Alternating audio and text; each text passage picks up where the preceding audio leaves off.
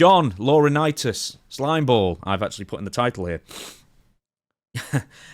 Now, we all know the story pretty much. Vince McMahon and co, WWE and John Laurinaitis were being taken to civil court by Janelle Grant, who was alleged, among other things, many things, quite frankly, that we all know, and I'm not going to go through them all in this, but coercive relationship at the very least, forced abuse, trafficking, and all those other types of things, I guess, which she is alleging in her lawsuit.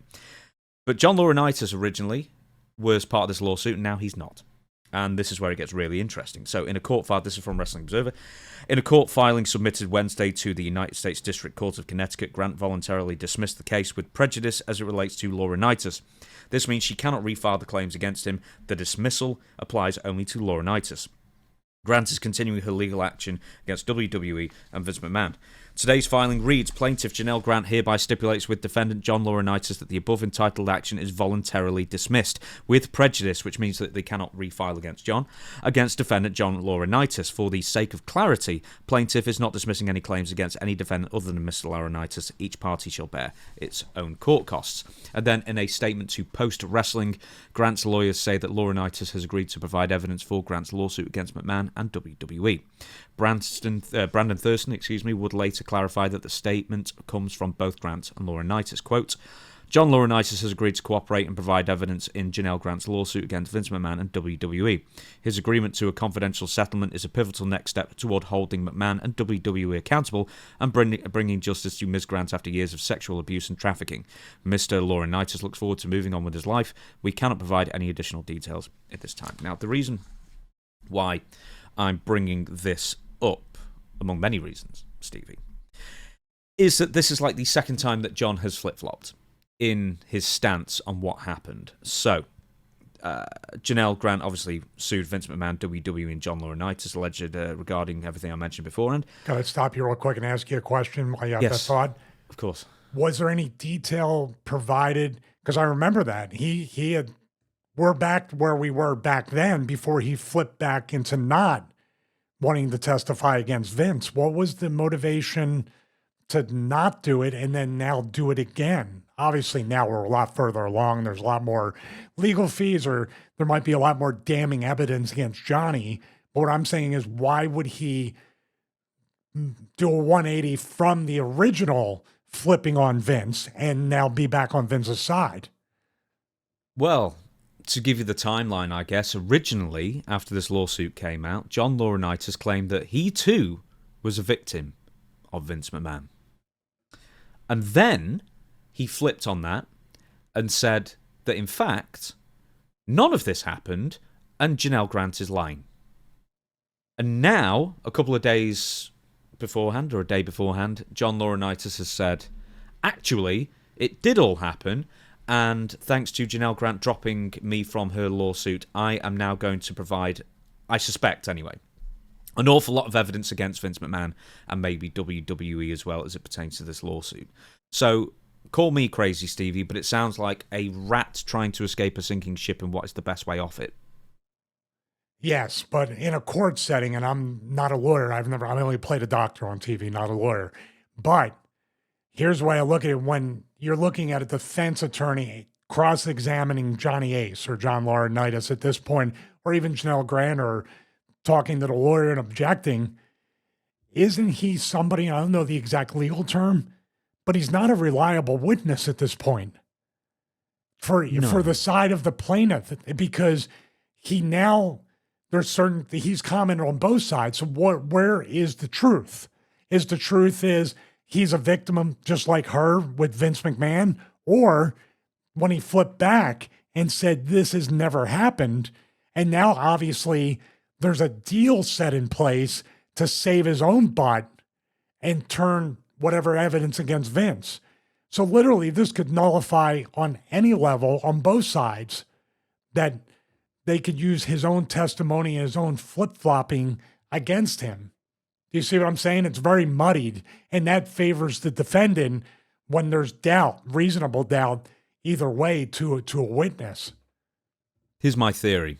very few of these civil cases actually get to court. True. They are settled beforehand. So therefore, my theory is that Johnny Ace has proved that he has an awful lot of damning evidence against Vince. I suspect. And WWE maybe as well. And therefore, this letting Laurinaitis off the hook is his... Basically, in return, he's got so much evidence that it's bad for Vince that it's going to compel Vince McMahon or WWE or both of them to settle. Because I think for the most part, nobody wants this to go to a courtroom. Even though everybody says we can't wait to go and prove, etc. in court, basically everybody wants to settle because it saves yourself on lawyers' fees, if nothing else. It really is quite, I don't know what the word is. I mean, besides confusing, but it's like so insane. These two thoughts right here. The number one in the very, very, very beginning. If Vince had just agreed to pay her the $3 million, that's the agreed upon amount on the NDA, correct? No, absolutely. He paid one, then refused to pay the other two, and then this all started. So think about that. I mean, we wouldn't know about any of this, much less the other. We don't even know what's going to happen with the other 16 or more NDAs. What, 19, I should say. So 18 others plus whatever on a Deshaun Watson level, kind of like whatever he did. But now we're going to settle anyway. Why didn't they settle? I don't know. What's the end game for Janelle Grant's team? What's the end game for Vince's team when it comes to this whole lawsuit or civil case? And there might, I mean, are we still talking about sex trafficking? She did get taken across state line. Are we talking about criminal charges? Nobody's ever delved in. Maybe Johnny knows that there's criminal stuff that I need immunity from as well. Yeah, I mean, it could still go to criminal court. We still don't know. But isn't it usually criminal first, then civil? Yes, it is. But I mean, once again, the burden of proof is a lot lower in civil court. So it's far harder to get, I guess, a ruling in your favor in criminal court because you have to be sure, beyond a reasonable doubt. Yeah. Whereas civil case, it's a balance of probability. Whereas basically, who is more right? Even if someone is 51% right and the other one's 49% right, you go with 51%. So therefore, it's a lot easier to get a judgment, I guess, in your favor. Well, let me ask you this then. I hate to cut you off again. Let me ask you this: if Janelle Grant settles, takes money, takes whatever, they settle out of court, they go to arbitration or whatever, it doesn't get any testimony or anything like that. Part of that's probably going to be drop any future criminal charges. Or is that a separate thing for the FBI, the DOJ, the police? Do you see what I mean? What are we talking about here? That's for the authorities to handle. They will be the ones. I mean, in this country, it'd be the CPS, the Crown Prosecution Service. Or Vince could get a pardon from Trump, too. He could have got a pardon. Yeah, why not? It's all washed. Yeah, why not? Which he probably would.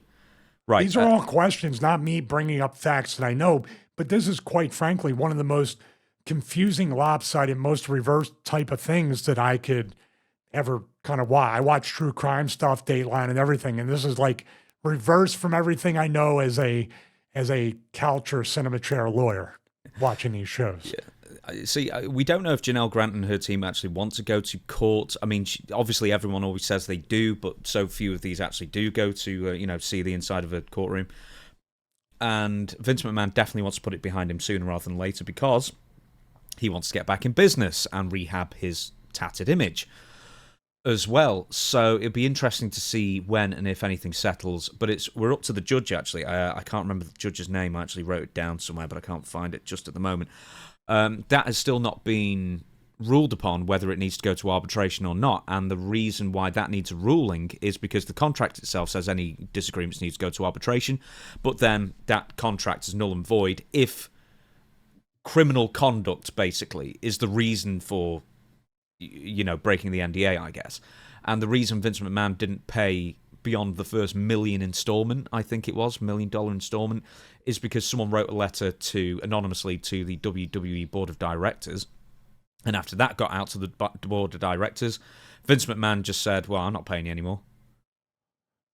So therefore, his argument is she broke the NDA. But the reason, did she? Was it her who emailed them?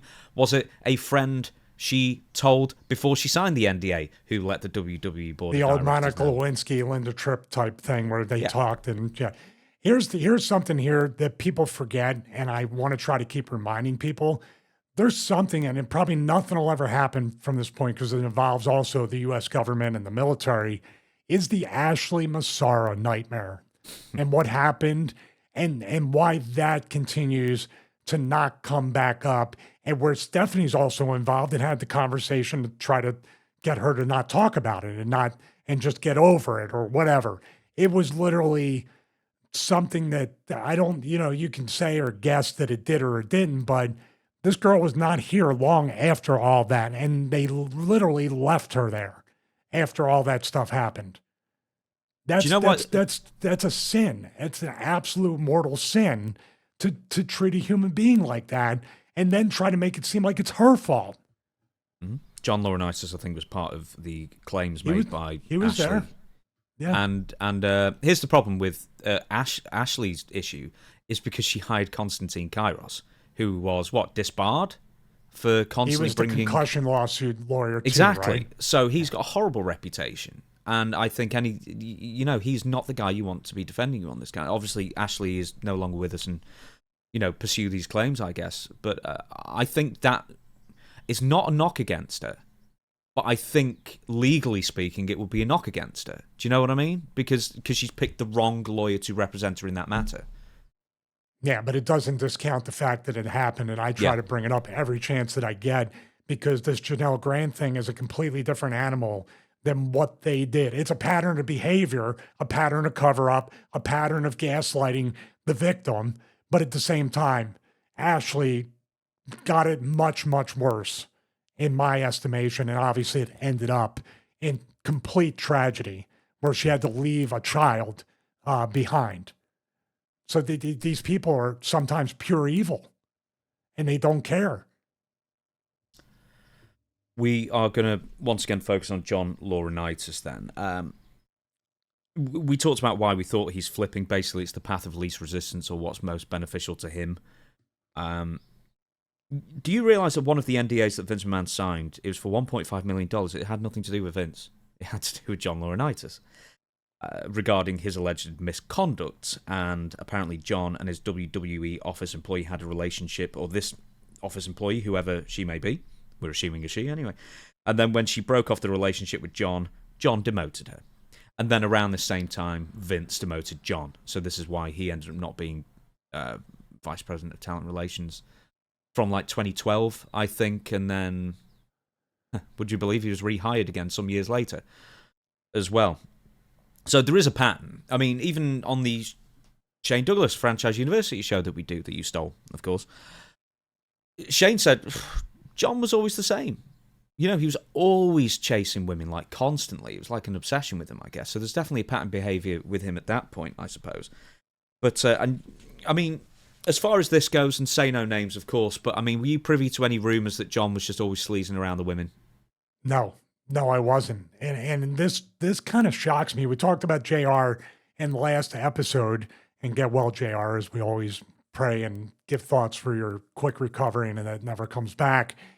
But he treated JR a certain way, where JR, for the most part, he was very professional as a talent relations. I don't know anything about anything with JR behind closed doors or anything like that, but he's always been on the up and up with the talent, and he's always been pretty professional from that, and he has favorites. Everybody has their favorites as far as talents and who they want to take. His was Austin as one of his best friends. Long story short, look at the way he treated JR. You talking, he fired him multiple times, kissed my butt on live TV in your hometown, humiliated JR every chance that he got, Vince McMahon. Why does he have such an affinity for John Laurinaitis? Why does he put out $1.5 million to bail out Johnny?